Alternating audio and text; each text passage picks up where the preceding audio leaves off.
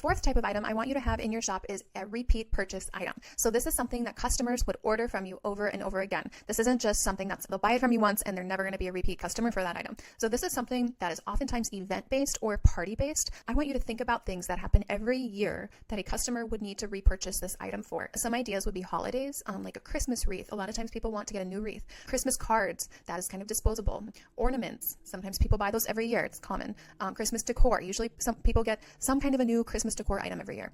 Birthdays. So birthdays are great because if you sell something with a number on it related to that birthday, they need a new one each year. So example would be a first birthday, second birthday. This could be party hat, banners, cake toppers. That's a great repeat purchase item. Another thing to think about would be consumable or disposable items. Think about things like lotions, soaps, body care items. Party favor items would be great in that category. Another thing to think about would be items that have a date on them. So celebrating a specific date. If it's dated, it's oftentimes going to be something that is only for that specific time, and maybe they want to purchase something dated for a future event or a future holiday. That would be something that would fit into this category. The fifth item I want you to think about including in your shop is a customer life cycle item. So when you're thinking about items to offer your customer, I want you to think about how you can serve them through the stages of their life. So we don't want to just serve people who are age 21, right? If all we sell is items for 21-year-olds, 21st birthday items, that's not serving them after they're 21, right? It's only serving them when they're 21. I'm going to give you an example here. Let's say you're starting in the wedding category. You have all wedding types of products. So as you think about the future, think about the direction, the growth, and the expansion that your customer is going to be going through in their life. Think about what else you could add. Think about adding new home items, housewarming items, items related to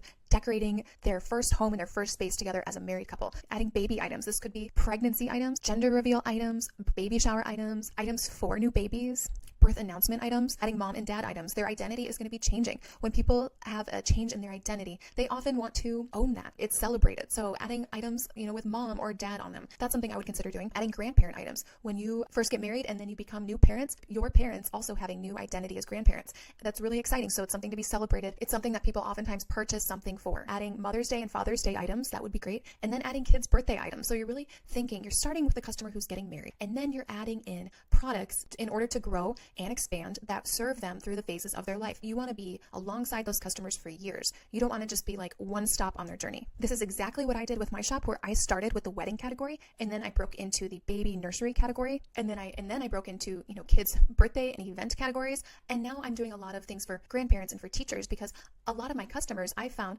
I made things for them for their wedding, and then for their babies, and then for their parents who became grandparents, and for their teachers when their kids are now going to school. They've been my customers for 6 years, as long as I've been in business. It's really profitable, and it really helps you grow and scale to that next level when you have things to offer them along their journey in life. Another example with this would be maybe you are into the Greek life product. You sell things for sororities and fraternities. So as you think about the future direction, growth, and expansion of that customer, consider adding things that serve them after they are 18 years old when they're joining that fraternity or sorority. 21st birthday items. That's going to be the same customer. First house and apartment decor items. They're oftentimes moving out on their own for the very first time. And then you're going to think about job search and resume template items. Maybe things that will serve them in their first job or their first time starting their career. And that could be like a boss gift idea. And then you could maybe think about bachelorette party or bachelor party items. A lot of times this Greek life category starts with the fraternity parties and the sorority parties, and then 5 years later, these are the people who are having bachelorette parties and bachelor parties. So you need to look out 5 to 7 years and think, what are these people going to be buying in 5 to 7 years, and how can I serve them along the way? Another example would be starting with baby items, and then maybe adding baby or toddler birthday items, and then first day of school items, and then teacher gift items, and maybe kids holiday items like Halloween, Christmas, Easter related items, gifts for grandparents. You can start with one, but don't just have your mind closed off to what's right outside the door of that one product. Look outside the door, see what is in your close vicinity, what is happening right around this customer that you can also be a part of. Now, the next type of item that you want to include is, I recommend at least having something in your shop that you can customize, at least one, especially if you're starting out. If you are completely closed off to any customization, it is going to severely limit the pace and the rate that you can grow at. If you offer one item that's customizable, it sends a message to customers. It shows them that you might be willing to customize any other items for an additional charge. It shows them that you are at least willing and open-minded, and you have experience customizing. Without any customization in your shops, if a customer looks at your shop and they see nothing customizable, they might assume that it's never going to be an option with you,